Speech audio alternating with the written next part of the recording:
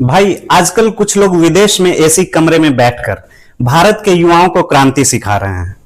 एक जर्मनी से, एक अमेरिका से और एक ऑस्ट्रेलिया से। और मजे की बात सुनो, आंदोलन भारत में होगा, लाठी भारत के युवाओं को पड़ेगी, लेकिन डॉलर और व्यूज इन लोगों के खाते में जाएंगे। अब सवाल यह है, क्या सच में ये लोग युवाओं की आवाज हैं या फिर भारत की जनता सिर्फ इनके कंटेंट का फ्यूल बन चुकी है? देखो भाई, आज सोशल मीडिया पर सबसे ज्यादा पावर किसके पास है? नेताओं के पास? न्यूज चैनलों के पास? नहीं, आज पावर है इन्फ्लुएंसर्स और पॉलिटिकल क्रिएटर्स के पास। एक वीडियो बनाओ, एक हैशटैग चलाओ और लाखों लोग इंस्टेंटली इमोशनल हो जाते हैं।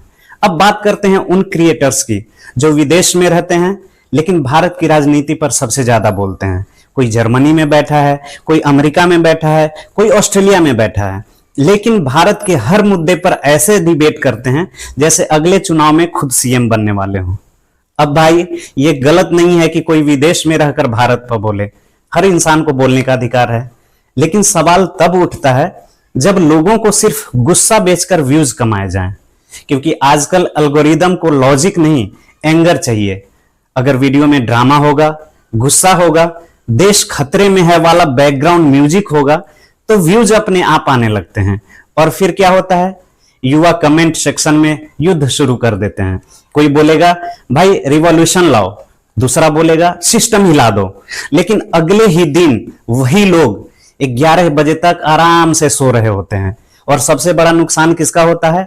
आम युवाओं का, क्योंकि इंटरनेट पर रिवॉल्यूशन आसान लगता है, लेकिन असली जिंदगी में नौकरी, फैमिली, फ्यूचर सब दांव पे लग जाता है।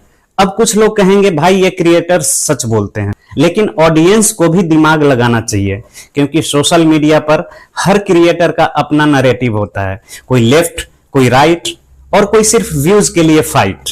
आजकल पॉलिटिक्स भी नेटफ्लिक्स सीरीज बन चुकी है भाई। हर दिन नया एपिसोड, नया विलेन, नया एक्सपोज और जनता पॉपकॉर्न लेकर लड़ रही होती है।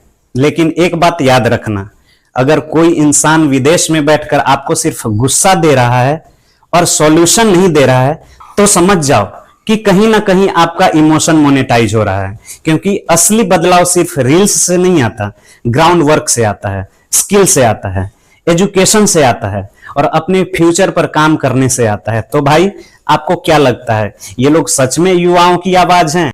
कमेंट करके बताएं, लेकिन लड़ाई मत शुरू कर देना कमेंट सेक्शन में, क्योंकि यूट्यूबर्स तो व्यूज लेकर निकल जाएंगे और बचेंगे सिर्फ आप और आपका डाटा पैक।